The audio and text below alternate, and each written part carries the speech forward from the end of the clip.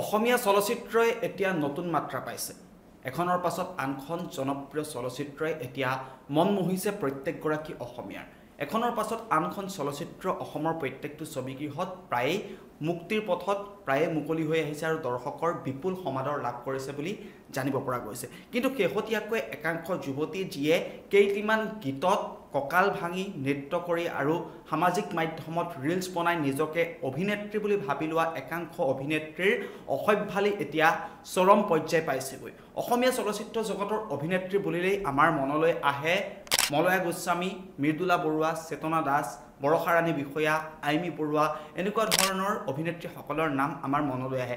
কিন্তু বৰ্তমান সময়ত অসমীয়া ছবি জগতত এনেকুৱা এটা পৰ্যায় পাইছেগৈ একাংশ যুৱতীয়ে নিজকে অভিনেত্ৰী বুলি ভাবি লয়, কাৰণ একাংশ যুৱতীয়ে কেইটিমান গীতত নৃত্য কৰে, কেইটিমান গীতত নৃত্য কৰাৰ পাছতেই তেওঁলোক ছ'চিয়েল মিডিয়াত ট্ৰেণ্ডত আহি যায়, সামাজিক মাধ্যমত ৰিলছ বনাই, সামাজিক মাধ্যমত অৰ্ধ উলংগ হৈ নৃত্য কৰি নিজৰ ফলোৱাৰ্ছ বঢ়ায় আৰু সেইসমূহ যুৱতীৰ এতিয়া অসভ্যালি এতিয়া চৰম পৰ্যায় পাইছেগৈ। এটা দৃশ্যাংশ আছে, সেই দৃশ্যাংশটো আপোনালোকে চাই লওক আৰু সেই দৃশ্যাংশটো চাই আপোনালোকে মতামত আগবঢ়াওক। আৰু প্ৰথমেই আমি আপোনালোকক সেই দৃশ্যাংশটো দেখাই ল'ব বিচাৰিছোঁ।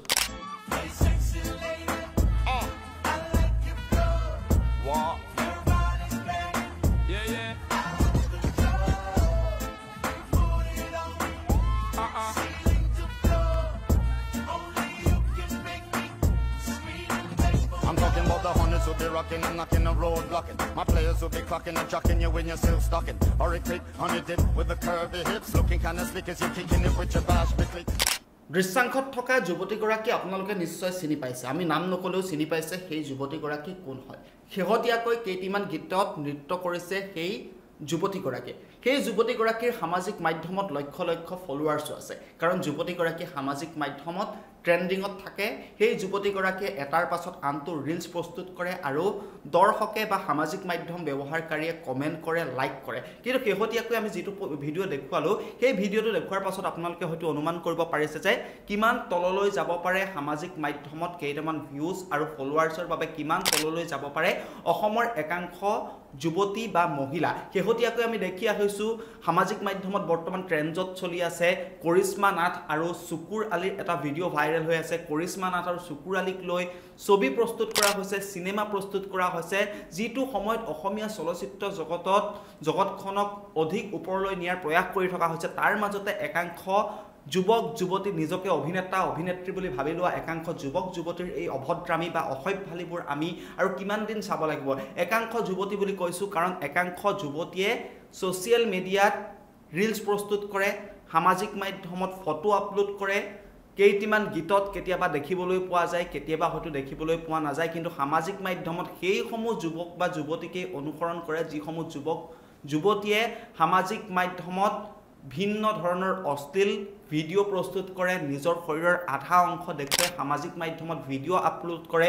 শেহতীয়াকৈ এইগৰাকী অভিনেত্ৰী বুলি ক'বলৈ আচলতে ঘিণ লাগিছে, কাৰণ এইগৰাকী যুৱতীৰ আমি নৃত্য আমি কেইটিমান জনপ্ৰিয় গীতত আমি এই যুৱতীগৰাকীক দেখি আহিছোঁ, যুৱতীগৰাকীয়ে নৃত্য কৰি আহিছিল। কিন্তু শেহতীয়াকৈ এই যিগৰাকী যুৱতীৰ ভিডিঅ' আমি আপোনালোকক দেখাই আছোঁ, সেই যুৱতীগৰাকী আপুনি নিশ্চয় চিনি পাইছে, নাম নকলেও চিনি পাইছে, কাৰণ সেই যুৱতীগৰাকীয়ে শেহতীয়াকৈ কেইবাটাও জনপ্ৰিয় গীতত অভিনয় কৰিছে। কিন্তু এই যুৱতীগৰাকীৰ শেহতীয়া সময়ছোৱাত বিগত সময়ছোৱাত যদি আমি চাবলৈ যাওঁ, সামাজিক মাধ্যমত এনেকুৱা ধৰণৰ অশ্লীল ভিডিঅ' এই যুৱতীগৰাকীয়ে আপলোড কৰি আহিছে।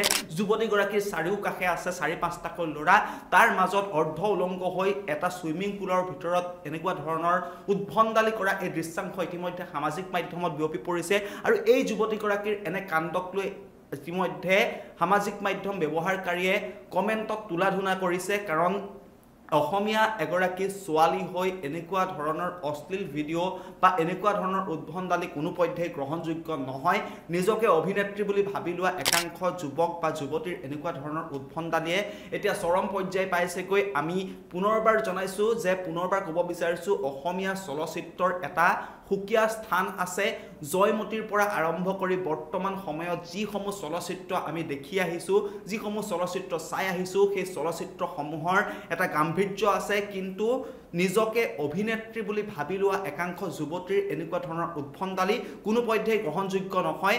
যুৱতীগৰাকীক সামাজিক মাধ্যম ব্যৱহাৰকাৰীয়ে ৰাজহুৱাকৈ ক্ষমা খুজিবলৈ আহ্বান জনাইছে আৰু দৃশ্যাংশটো আপোনালোকে দেখাৰ পাছত গম পাইছে যে যুৱতীগৰাকীয়ে কেনেকুৱা ধৰণৰ এটা চৰম পৰ্যায় পাইছেগৈ কেনেকুৱা ধৰণৰ অসভ্যালি কৰিছে নিজকে অভিনেত্ৰী বুলি ভাবি লোৱা এইগৰাকী যুৱতী পুনৰবাৰ কৈছো অভিনেত্ৰী অসমীয়া চলচ্চিত্ৰ জগতৰ অভিনেত্ৰী বুলিলেই আমি স্বনামধন্য অভিনেত্ৰীসকলৰ নাম যদি আমি ক'বলৈ যাওঁ মৃদুলা বৰুৱা মলয়া গোস্বামী চেতনা দাসৰ কথা আমি ক'ব লাগিব আৰু লগতে প্ৰতিভা চৌধুৰীৰ নামো আমি উল্লেখ কৰিব লাগিব শেহতীয়া সময়ছোৱাত বিগত সময়ছোৱাত আমি সৰুৰে পৰা দেখি আহিছোঁ তেওঁলোকৰ অভিনয় আমি দেখি আহিছোঁ কিন্তু বৰ্তমান সময়ত যেতিয়াৰে পৰা সামাজিক মাধ্যমত এনেকুৱা ধৰণৰ ট্ৰেণ্ডবিলাক আহিবলৈ ধৰিলে ৰিলছ প্ৰস্তুত কৰি দুটিমান ৰিলছ প্ৰস্তুত কৰি সামাজিক মাধ্যমত ভাইৰেল হৈ পৰে তাৰ পাছত কেইটিমান গীতত তেওঁ অভিনয় কৰিবলৈ পায় আৰু তাৰ পাছতে নিজৰ যি এটিটিউড সেই এটিটিউড লেভেলটো বাঢ়ি যায় আৰু তাৰ পাছত এনেকুৱা ধৰণৰ উদ্ভণ্ডালি কৰিবলৈ আৰম্ভ কৰে একাংশ যুৱতীয়ে গতিকে এই যুৱতীগৰাকী যিগৰাকী যুৱতীক আমি